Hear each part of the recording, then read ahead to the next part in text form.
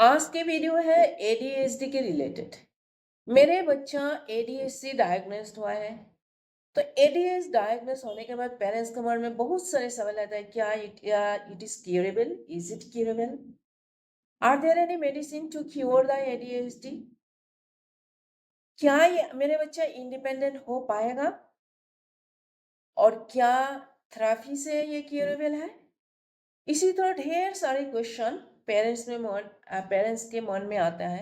और ये जनरल बात है, क्योंकि एडीएचडी से बच्चे जो डायग्नोस होते हैं हमारे इंडिया में, you can say this is a new concept because our society has no awareness on ADHD. So चलिए हम जानते हैं। पहले हम जानेंगे एडीएचडी का सिम्टम क्या क्या होता है। नेक्स्ट हम जानेंगे इसका ट्रीटमेंट क्या क्या है थ्रू थेरेपी। और वीडियो स्टार्ट करने के पहले मैं एक बात आप लोगों को बताऊंगी। अगर आपके बच्चे एडीएचडी से डायग्नोस्ड हुआ है, always remember one things, therapy is the best treatment. तो चलिए हम वीडियो स्टार्ट करते हैं। पहले सिम्टम्स। एडीएच के कोई सारे सिम्टम हो सकता है। उसमें से मेन कॉमन जो है हाइपर एक्टिव। हाइपर एक्टिव का मतलब क्या? हम यूजुअली हम बोलते हैं बच्चा हाइपर एक्टिव, इसका मतलब ये नहीं बच्चा यूजुअली हम बोलते हैं बच्चा एक्टिव है, इसका ब्रेन बहुत ज्यादा है, ये आगे जाके बहुत कुछ कर पाएगा। This is true parents. इसका मतलब ये नहीं है जो आपका बच्चा एक्टिव है, बहुत एक्टिव है, इसका मतलब ये नहीं आपका बच्चा एडीएचडी से affected है। Then why then why I have called that ADHD के बच्चे always hyperactive होते हैं। It means बच्चा जब एक्टिव होता है और वो एक्टिवनेस जब more and more एक्टिव हो जाते हैं, then that is called ADHD. It means in that time you can say your child is affected with the ADHD. हम इसमें दो एग्जाम्पल लेते हैं। फर्स्ट एग्जाम्पल लेते हैं, बच्चा क्या कहते इधर उधर कंटिन्यू भागते रहेगा, लेकिन कुछ काम करने दीजिए, उसको जो स्टेप बाय स्टेप सॉल्व करना वो उसको आता नहीं है।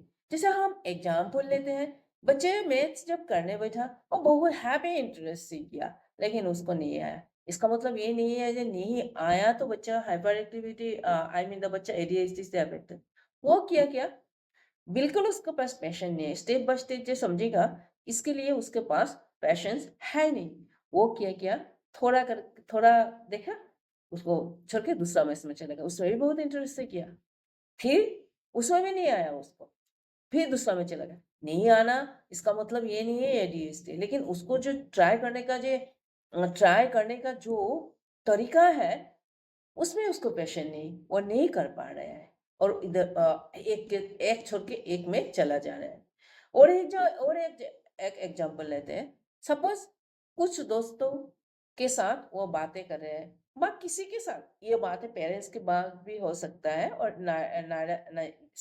नेबर्स के साथ भी हो सकता है। क्या किया, सब कोई होम टास्क के स्कूल का होम टास्क के बारे में बातें कर रहे हैं, सडनली वो चला गया डांस क्लास के बारे में, और वो सुन के वो उसमें भी कुछ बातें हुआ नहीं, चला गया कोई मेरी शिरोमणि रिलेटेड बातें करने। मतलब एक टॉपिक के साथ दूसरा टॉपिक कोई मिल नहीं है। तो this is the symptom of ADHD. Another symptom, जो अनदर सिम्टम है, ये बच्चे क्या होता है, ऑलवेज इंटरप्ट करेगा, आपको ऑलवेज डिस्टर्ब करेगा। कैसे डिस्टर्ब करेगा, चलिए हम एग्जांपल देके समझाते हैं। क्लास में टीचर एक टॉपिक एक्सप्लेन कर रहे हैं, बच्चा उसमें क्या कर दिया, उस रिलेटेड कुछ क्वेश्चन नहीं पूछ के दूसरा सब्जेक्ट का दूसरा चैप्टर का टॉपिक लेके आ जाता है क्वेश्चन करने के लिए, टीचर जो एक्सप्लेन करे। इसका मतलब क्या, टीचर डिस्टर्ब नहीं हुआ। दिस टाइप आपके साथ भी आप कुछ बोल रहे हैं, वो बीच में आके उसमें डिस्टर्ब करके दूसरा कोई टॉपिक लेके आएगा। This is also the symptom of ADHD। और अभी और यस, ये सब, ये जो बच्चे हैं आगे जाके उन्हें बहुत प्रॉब्लम फेस करना पड़ता है, क्योंकि सोसाइटी अवॉइड करते हैं इस सब बच्चे को, सोसाइटी एक्सेप्ट नहीं करते। जब छोटा रहता है तब तो चला जाता है, लेकिन जब बड़ा होता है तो क्या होता है, उसको बहुत फेस करना पड़ता है। इसीलिए हमें ट्रीटमेंट की तरफ भी जाना पड़ेगा।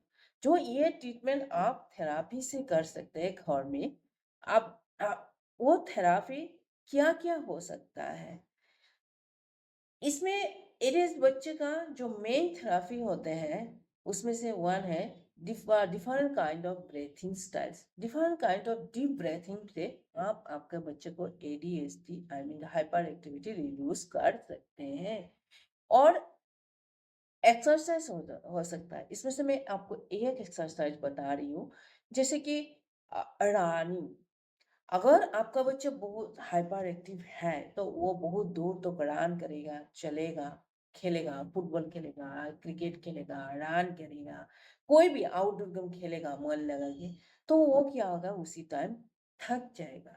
वो थक थक जाने के कारण उसका हाइपर एक्टिविटी रिड्यूस होएगा। और मेन और अनादर जो है, मैं आप लोगों के साथ अनादर ट्रीटमेंट आप लोगों के साथ मैं शेयर कर रही हूँ। जो फूड स्टाइल, फूड स्टाइल क्या होना चाहिए, you reduce the sugar of your child's food.